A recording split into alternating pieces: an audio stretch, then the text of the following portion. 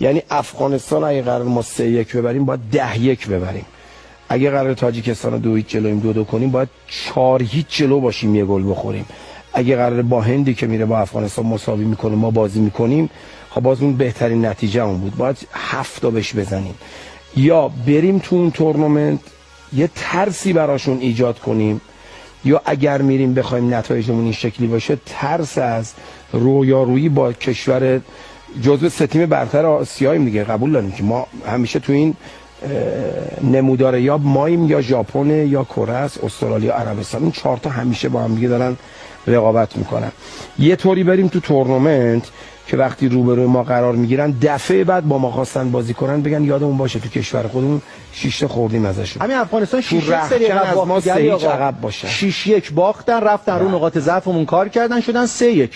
ما نشدیم مثلا برای تکمیل شدن صحبتتون که گفتید یه کارشناس گزارشگر جوون میاد بغلتون میشینه، ما تو بازی‌های آسیایی قطر کشور همسایه‌مون یه دونه تکواندوکار فرستاد تو کشور ما، توی آکادمی ملی المپیک، حریف تمرینی هادی سایی قهرمان المپیک، حریف تمرینیش بود.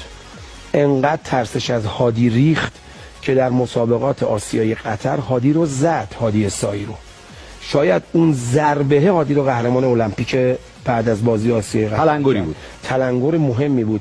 اما خودمون به اون حریف افغانی بها دادیم، اومد تو کشورمون شد تکواندوکار. همه رشته ها همینه و ما باید رقیب‌هامون رو با دست خودمون تقویت نکنیم.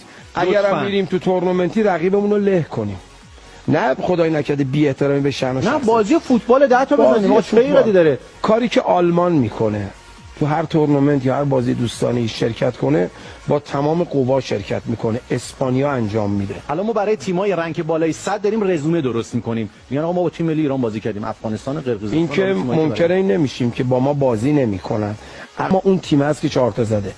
این که بریم تو این تورنمنت نتایجمون طوری باشه که ما بله رفتیم فینال، ازبکستان هم ان شاء الله میزنیم و حالا نمیدونم الان عمان یا ازبکستان، ازبک اومد فینال، میریم ان شاء الله قهرمان هم میشیم.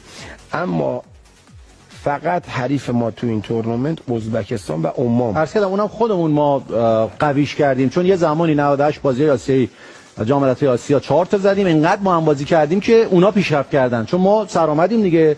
جدول هم اینو میگه، ما الان تو نزدیک رنک جهانیمون 20، اونا 55ان.